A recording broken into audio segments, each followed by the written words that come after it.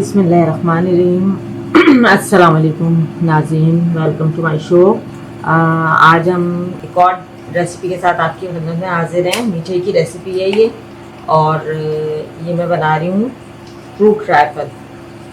हर एक अपने अंदाज से बनाता है, जैसे उनके घर में सब, यानी आप लोगों के घर में जिस तरह से पसंद किया जाता है, मेरे घर में जिस तरह का खाया जाता है मैं वैसा बना रही हूँ। ये मैंने, आप देख रहे होंगे, मैंने सॉस पैन में पानी रखा हुआ है। ये हाफ कप के करीब पानी है। ये एक वजह है इसको रखने की। अच्छा, ये मैं ले रही हूँ, आप फ्रेश मिल्क भी ले सकते हैं। मैंने जो डब्बे वाला दूध होता है, मुख्तलिफ कंपनीज के हैं अच्छे, फुल क्रीम मिल्क जो होता है वो मैंने लिया है। ठीक है, आपको जो अवेलेबल हो आप वो ले लीजिए। और जिस तरीके से आप अपने घर में कस्टर्ड बनाते हैं, सेम वही प्रोसीजर है, आप वो बना लीजिए कस्टर्ड। मैंने दूध से पहले इसमें पानी इसलिए डाला क्योंकि अमूमन आपने देखा होगा कि हम जब दूध को जोश करते हैं तो वो नीचे से चिपक जाता है। तो उससे बचाव के लिए जो है आप थोड़ा सा पानी उसमें पहले शामिल कर दें तो दूध नीचे से लगता नहीं है। वैसे तो कॉन्स्टेंटली इसको चलाते रहें, मुतवातर उसको चलाते रहें तो भी उससे बहुत फ़र्क पड़ता है। तो अभी हमने दूध बॉयल करने रख दिया। इतनी देर में हम कस्टर्ड थोड़ा सा बीट करेंगे। मैं ले रही हूँ यहाँ पे वेनिला कस्टर्ड, किसी भी ब्रांड का, किसी भी कंपनी का आप ले सकते हैं। और उसको बना के अभी हम मिलते हैं आपसे कस्टर्ड को बीट करके और दूध को जोश आने के बाद। जी नाज़रीन, आप देख सकते हैं यहाँ पे दूध में तकरीबन जोश आने वाला है। आज मैंने थोड़ी इसकी तेज़ रखी हुई है। अच्छा, मैं एक टेक्निक करती हूँ अमूमन, मेरे ख्याल में कस्टर्ड में ये वाला फार्मूला अप्लाई नहीं होता है कि जैसे हम खीर में करते हैं कि खीर में पहले चावल वगैरह डाल दिए, जब वो गाढ़ी हो जाती है तब हम उसके अंदर चीनी को ऐड करते हैं। मैं इसमें ये जो स्टेज है जिसमें बॉयल के करीब है दूध, तो इसमें मैं ये 1 कप चीनी, ये आपके अपने ऊपर है, ये मेरे तकरीबन 100 से 125 ग्राम का ये बाउल है, छोटी प्याली है, तो ये मैं डाल रही हूँ चीनी ना। आप इसमें से रोक भी सकते हैं, बाद में ओके कर लें, क्योंकि हम इसमें फ्रूट्स वगैरह का इस्तेमाल करेंगे तो इसलिए मैंने थोड़ी सी रोक ली। यानी मैंने 100 ग्राम चीनी डाल दी है इसके अंदर 1 किलो दूध में। आपके अपने ऊपर है, आप स्वीटनर, कोई लो फैट स्वीटनर यूज़ करना चाहते हैं तो वो यूज़ कर लें, और जैसे आपको जो आसानी रहती है, जिस चीज़ में आप कंफर्टेबल हैं आप वो कर लें। मैं बेसिकली एक बेस बता रही हूँ आपको, आगे इसमें इनोवेशन करना, इसमें जितनी भी तरमीम आप कर सकते हैं वो आपके अपने हाथ पे। अब इसको मैं मतवाता चला रही हूँ इसलिए कि इसमें साथ साथ बॉयल भी आ जाएगा और चीनी नीचे लगने का भी खदशा नहीं होगा, क्योंकि मैंने स्टील का सॉस पैन लिया है तो इसमें थोड़ा सा एक ख़तरा होता है कि नीचे लग ना जाए।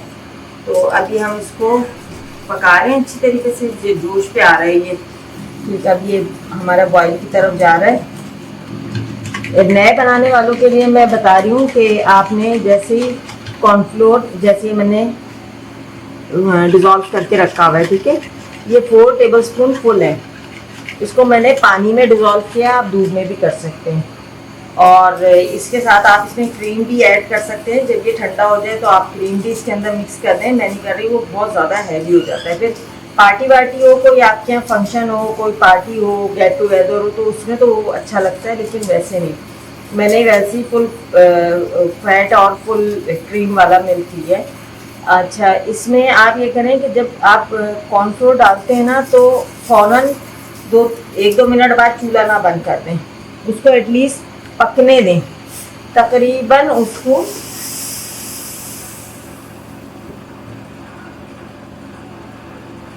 5 से 8 मिनट तक आपने उसको पकने देना है, ताकि वो एक अच्छे से तनासुब पे आ जाए कि बिल्कुल वो, वरना अमूमन ये होता है लोग शिकायत करते हैं कि जी कस्टर्ड हमने बनाया और उसने पानी छोड़ दिया। तो वजह ये होती है कि हम उसको उसके मयार तक नहीं पकाते। ये बेसिकली तो ये हमारा ये कॉर्नफ्लोर होता है ना, अरारोट होता है, जिसको हमने मुख्तलिफ फ्लेवर्स दे के इसको हम तैयार कर लेते हैं। खैर, इतनी देर में बातचीत हम कर रहे थे, हमारा दूध भी अच्छी तरह से जोश हो गया। इधर मैंने कॉर्नफ्लोर को दोबारा अच्छी तरह से मिक्स कर लिया क्योंकि ये नीचे बैठ जाता है।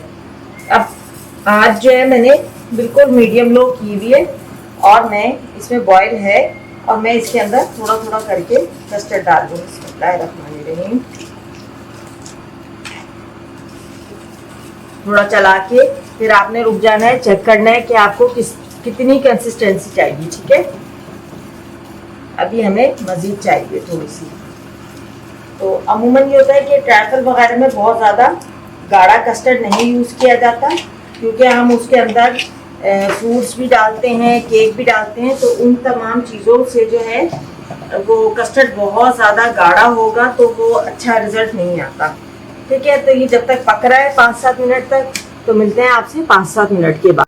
जी नाज़रीन, आप देख सकते हैं मैंने इसको फ्लेम बिल्कुल लो थी, अब मैंने इसको बंद कर दिया और इसकी शुगर भी मैंने ओके कर दी, और मैं आपको दिखाती हूँ कि किस कंसिस्टेंसी का है। ये अच्छी तरह से पक गया 6-7 मिनट, और आप ये देखिए इतना अच्छा हो गया ये। अब हम इसको, मैं एक टेक्निक बताती हूँ आपको। ये देखिए हमने फिंगर से ये किया तो ये सेपरेट है, ये मिक्स नहीं हुआ।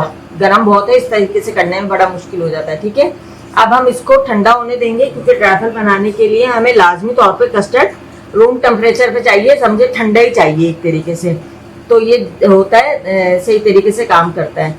तो आपसे मिलते हैं अब हम 45 मिनट्स के बाद।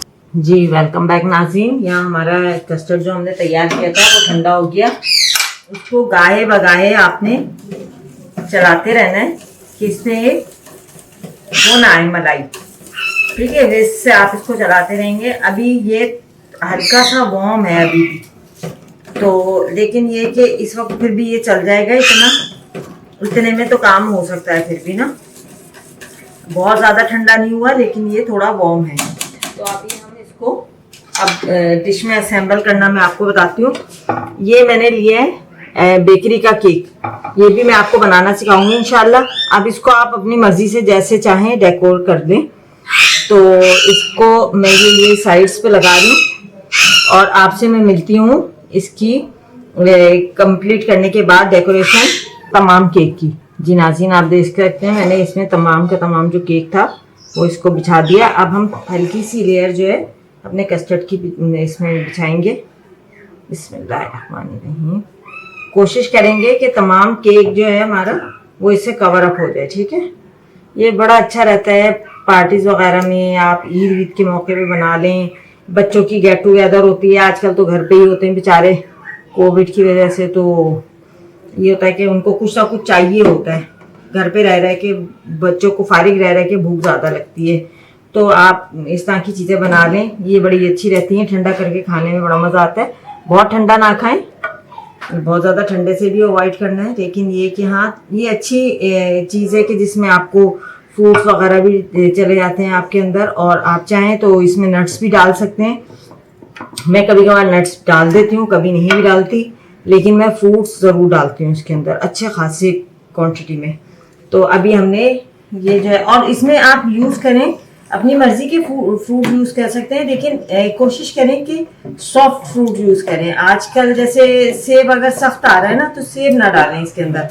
अब आप देख सकते हैं इसकी कंसिस्टेंसी कितनी अच्छी हो रही है। अभी ये ठंडा करेंगे तो और अच्छी हो जाएगी। अब इसके अंदर मैं थोड़ी सी ये मैंने जेली बना के रखी हुई थी, ये आप देख सकते हैं, ये ग्रीन कलर की जेली, ठीक है।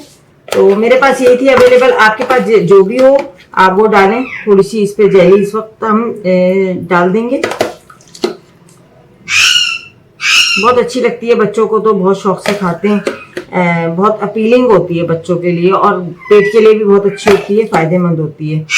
ये अगर पेट वेट में कोई ख़राबी हो बच्चों के, कुछ हो, किसी किस्म का कोई मौसम ऐसा चल रहा हो ना, बरसात का मौसम, उसमें थोड़ी बहुत जेली वेली बना के अगर बच्चों को आप खिला दें एक्स्ट्रा, तो कोई इशू नहीं है, उनका पेट वेट का निज़ाम सही हो जाता है।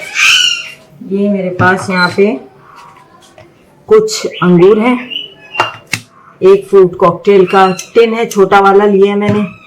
ये मैंने 6 अदद केले थे जिनको मैंने काट लिया छीलने के बाद, और ये मेरे पास 2 से 3 आम थे दरमियाने, ये मैं डाल रही हूँ। तो सबसे पहले हम इसमें आम की लेयर लगाते हैं। अब हम तमाम फ्रूट्स वगैरह डाल के इसको फाइनल कर देंगे, ठीक है।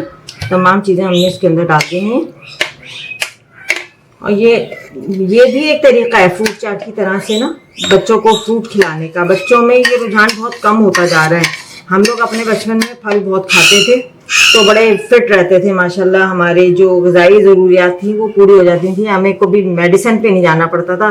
आजकल के बच्चों को जो है वो मेडिसिन देनी पड़ती है उनको, यानी एक्टिव करने के लिए। अब आप जिस तरह की मर्जी लेयर करना चाहें, क्या पहले मैंगो डालना चाहें, पहले बनाना डालना चाहें, जो भी करें आपके अपने ऊपर डिपेंड करता है, ये आपकी अपनी चॉइस है। मैं तो सिर्फ एक तरकीब बता रही हूँ आपको, एक बेस बता रही हूँ, आगे आपको करना है। इतनी ही मैंने स्पीड पकड़ी केलों के लिए, लेकिन फिर भी थोड़े बहुत ये डिहाइड्रेट होने लगते हैं एकदम से, जो काले काले से होने लगते हैं। आप कोशिश कर लें तब भी ये हो जाता है थोड़ा बहुत ना इसमें मसला। अब इसमें लेमन में इस वक्त छिड़क के नहीं रख सकती थी, अगर फ्रूट चाट हो तो जब तो चल जाता है लेमन। अच्छा, अब इसमें थोड़े से हम इस वक्त अंगूर भी शामिल कर देंगे, थोड़े से डालेंगे, बाकी हम ऊपर से टॉपिंग कर देंगे। ठीक, ये बड़ा अच्छा एक मज़ा देते हैं जब डिश के अंदर आपको खाते खाते एकदम से मुंह में आपके अंगूर आता है, तो बहुत मज़े का एक टेस्ट अच्छा लगता है। कुछ लोगों को हो सकता है ना पसंद हो तो वो ना डालें, कोई ज़बरदस्ती नहीं है, कोई मुज़ायका नहीं है, आपकी अपनी चॉइस पे आप जो फ्रूट डालना चाहें। ये फ्रूट कॉकटेल है, ये भी मैं थोड़ा बहुत डाल रही हूँ। ठीक है, तो ये आप डाल दें। इसका सिरप नहीं डालिएगा, केक वगैरह आप जब बनाएं तो ये सिरप काम आ जाता है कि उसको मॉइस्ट करने के लिए, अदरवाइज इस वक्त तो ज़रूरत नहीं है इसके सिरप की। मैं इसमें चेरी सेव कर लूँगी, बाद में मैं चेरी ऊपर से टॉप कर दूँगी, तो चेरी ऑन द टॉप हो जाएगा। अदरवाइज इतना सा टुकड़ा है चेरी का, वो नज़र भी नहीं आना। खैर, ये हो गया। अब इसके बाद हम लेफ्ट ओवर जो कस्टर्ड है, जितना आ सकता है डिश में हम उतना इसके अंदर शामिल कर देंगे। बिस्मिल्लाह।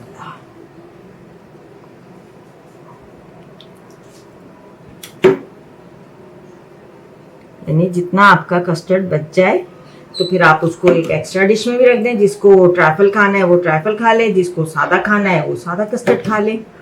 तो बहुत सारी वैरायटीज़ होती हैं कस्टर्ड की, कि आप सेवइयों के साथ भी बना सकते हैं, आप इसके अंदर लबे शीरी के तौर पे भी बना सकते हैं, बहुत सारे तरीक़ों से बनता है। तो आपके अपने ऊपर डिपेंड करता है कि आप कितने इनोवेटिव हैं, कितने आपके अंदर कारीगरी है, आप क्या क्या कुछ बना सकते हैं। तो ये हमने फुल कर ली अपनी डिश, और ये हमारा बच गया है, ये बाद में मैं इसको डिश आउट करूँगी। थोड़ा सा हम इस पर चेरी मज़ीद स्प्रिंकल करते हैं।